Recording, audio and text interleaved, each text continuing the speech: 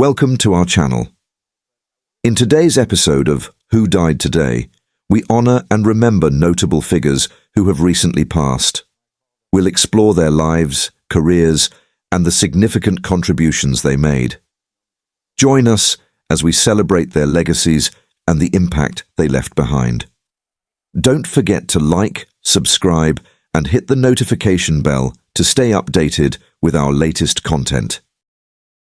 Barnard Hill, the acclaimed actor known for his memorable roles in Titanic and the Lord of the Rings trilogy, has passed away at the age of 79. His passing was confirmed by his agent, Lou Colson, who noted that Hill died early on Sunday morning. At the time of his passing, Hill was accompanied by his fiancée, Alison, and his son, Gabriel. Hill gained widespread recognition for his portrayal of Captain Edward Smith in the 1997 Oscar-winning film Titanic. Additionally, he was celebrated for his role as King Theoden in Peter Jackson's epic The Lord of the Rings trilogy. His career was marked by a range of significant performances that showcased his versatility and depth as an actor. Hill's breakout role came in the 1982 BBC TV drama Boys from the Black Stuff, where he portrayed Yosser Hughes. Hughes, a character struggling with unemployment in Liverpool, was a demanding role that earned Hill critical acclaim. Alan Bleasdale, the writer of the series, described Hill's performance as astonishing and mesmeric, noting that Hill gave everything to the role and became synonymous with Yosser Hughes. Hill, originally from Manchester and later residing in Suffolk, was also scheduled to appear in the second series of the BBC drama The Responder, starring Martin Freeman. Lindsay Salt, the director of BBC drama, paid tribute to Hill, acknowledging his significant impact on television and film. Salt remarked that Hill's career, spanning iconic roles in Boys from the Black Stuff, Wolf Hall, The Responder, and more, was a testament to his remarkable talent. In addition to his roles in Titanic and The Lord of the Rings, Hill's extensive career included notable performances in the 1976 BBC TV series I, Claudius, the 1982 film Gandhi, and the 2008 Tom Cruise film Valkyrie. His role in Wolf Hall, 2015, where he portrayed the Duke of Norfolk, further demonstrated his exceptional range as an actor. The news of Hill's passing has elicited tributes from colleagues and fans alike. Elijah Wood, Sean Astin, Dominic Monaghan, and Billy Boyd, who starred alongside Hill in The Lord of the Rings, expressed their sorrow and respect at Comic-Con in Liverpool. The convention organisers and Scottish musician Barbara Dickson also conveyed their condolences, praising Hill's contributions to the arts. Barnard Hill's passing marks the end of a distinguished career that left a lasting impression on audiences and the acting community. His legacy will be remembered for his compelling performances and his significant contributions to both stage and screen.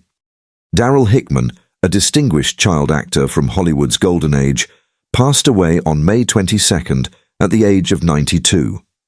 Known for his roles in The Grapes of Wrath and Leave Her to Heaven, Hickman also made notable contributions to television, including a role on The Many Loves of Dobie Gillis, alongside his younger brother, Dwayne.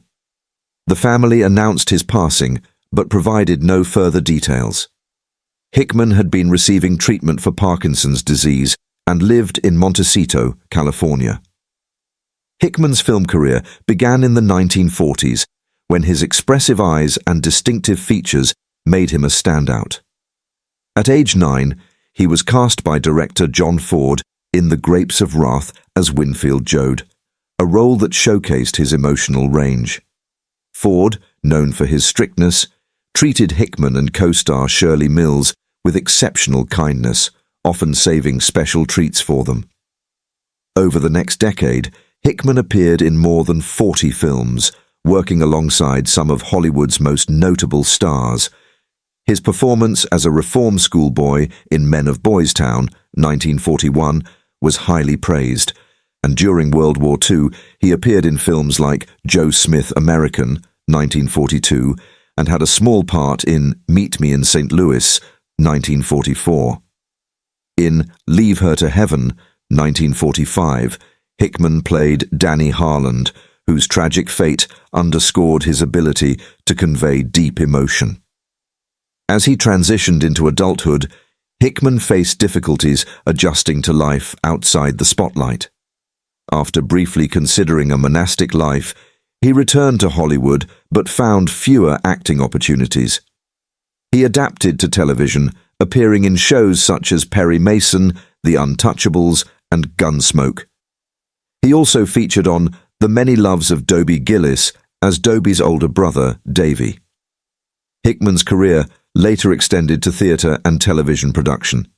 He substituted for Robert Morse in the original production of How to Succeed in Business Without Really Trying, 1963, and worked as an associate producer for the CBS soap opera Love of Life in the early 1970s. His final film roles included parts in Network, 1976, and Sharky's Machine, 1981. His book, The Unconscious Actor Out of Control, in Full Command, published in 2007, reflects his extensive experience in the field. Hickman's marriage to actress Pamela Lincoln ended in divorce, and they had 2 sons, one of whom, Justin Hickman, passed away by suicide in 1985. His brother Dwayne also passed away in 2022. Information on survivors was not immediately available. Reflecting on his career, Hickman noted the emotional difficulty of moving beyond his early fame. Fred Roos, the Oscar-winning producer renowned for his work on The Godfather Part 2 and for launching the careers of numerous stars, passed away at the age of 89. He passed at his Beverly Hills home on Saturday, just days after his latest collaboration with Francis Ford Coppola, Megalopolis, premiered at the Cannes Film Festival. Roos's extensive career spanned over 50 years, beginning with his pivotal role in casting for The Godfather, where he championed the selection of Al Pacino and James Caan despite studio resistance and introduced Coppola to John Cazale. Roos's production credits with Coppola include The Conversation, Apocalypse Now, and subsequent installments of The Godfather series. Coppola lauded Roos on Instagram, describing him as possessing an exceptional casting instinct and a profound love for cinema.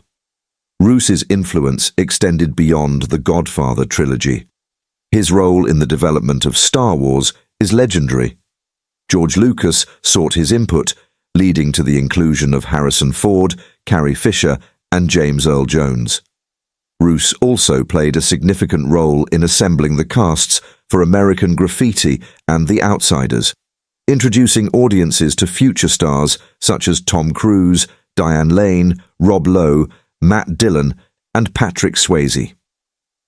Ford recalled Roos's unwavering support, noting that his persistence eventually led to Ford's casting as Han Solo. Roos's keen eye also discovered talents like Diane Keaton, Richard Dreyfuss, Lawrence Fishburne, Emilio Estevez, Jennifer Connelly, and Alden Ehrenreich.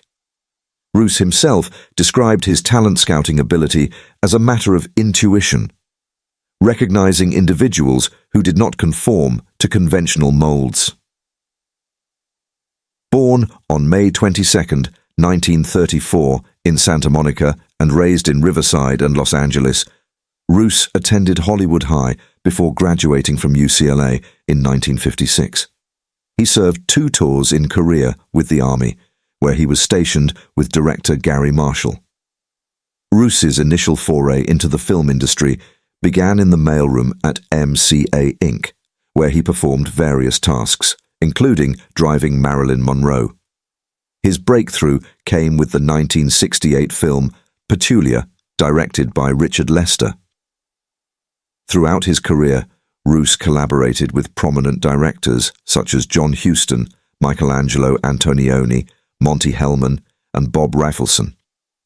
His partnership with Coppola yielded several acclaimed films, and Roos was involved in projects with Coppola's family, including Eleanor Coppola's Emmy-winning documentary Hearts of Darkness and her 2016 film Paris Can Wait. He also contributed to Sofia Coppola's films and suggested actors for roles in her productions. Roos's other notable works include producing Jack Nicholson's directorial debut Drive, He Said, Carol Ballard's The Black Stallion, and Agnieszka Holland's The Secret Garden. He was also instrumental in bringing The Outsiders to Broadway, which recently garnered 12 Tony nominations. Fred Roos is survived by his son, Alexander Sandy Roos, his producing partner, and his wife, Nancy Drew. His son remarked that Roos was determined to remain active in the film industry until the end, a wish he fulfilled. Ian Gelder, the esteemed actor known for his role as Kevin Lannister in HBO's acclaimed series Game of Thrones, has passed away at the age of 74.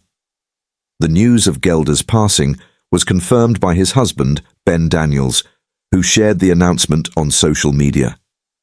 In an Instagram post, Daniels expressed his profound sorrow and grief, stating, "It is with huge, huge sadness and a heavy heart broken into a million pieces that I'm leaving this post to announce the passing of my darling husband and life partner, Ian Gelder."